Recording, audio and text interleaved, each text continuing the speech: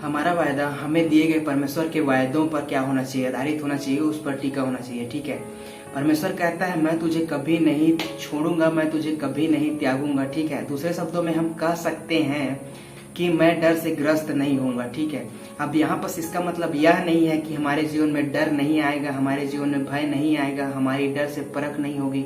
ठीक है, हमारे जीवन में डर आएगा, भय आएगा, हमारी डर से क्या होगी, परख होगी। ठीक है, बल्कि हमको परमेश्वर के उस वचनों को, उसके वायदे भरे शब्दों को क्या करना है, याद रखना है। ठीक है, हमें उस बच्चे के समान साहस से भरे रहना है जो अपने लिए उसके पिता द्वारा निर्धारित स्तर पर पहुंचने का क्या करता है, प्रयत्न करता है, कोशिश करता है। ठीक है, ऐसे बहुत सारे लोग हैं जिनका विश्वास, जिनका भरोसा तब डगमगाने लगता है जब उनके जीवन में, उनके अंदर, उनके सोच विचार में डर क्या कर जाता है, घर कर जाता है। ठीक है, संदेह घर कर जाता है। ठीक है, और वे परमेश्वर के उस वायदे भरे शब्दों को, उसके वचनों को क्या कर जाते हैं, भूल जाते हैं। ठीक है, they forget to take a deep spiritual breath. ठीक है, पता है हमारे जीवन में डर को दूर करने का बस एक ही तरीका है, हमें परमेश्वर की उस तसल्ली भरी बातों को, उसके संतावनादायक शब्दों को और उसके वचनों को क्या करना है, सुनना है।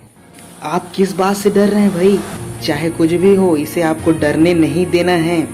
हालांकि हमको उसका सामना करने का पक्का इरादा होता है। ठीक है, लेकिन हमारे अंदर डर की भावना बनी रहती है। जब ऐसा लगे ना कि अब कुछ नहीं हो सकता और मेरा सहायता करने वाला कोई नहीं है, तो आपको अपने आप से कहना है, इस क्षण और इन परिस्थितियों में आपको बोलना है कि परमेश्वर ही मेरा सहायक है, मेरा यीशु मेरा सहायता करेगा। ठीक है, क्या आप बोलने से पहले परमेश्वर की बात सुनना सीख रहे हैं या फिर आप ही बात करते रहते हैं और यह कोशिश करते हैं कि परमेश्वर के वचन का तालमेल आपकी बातों के साथ हो जाए?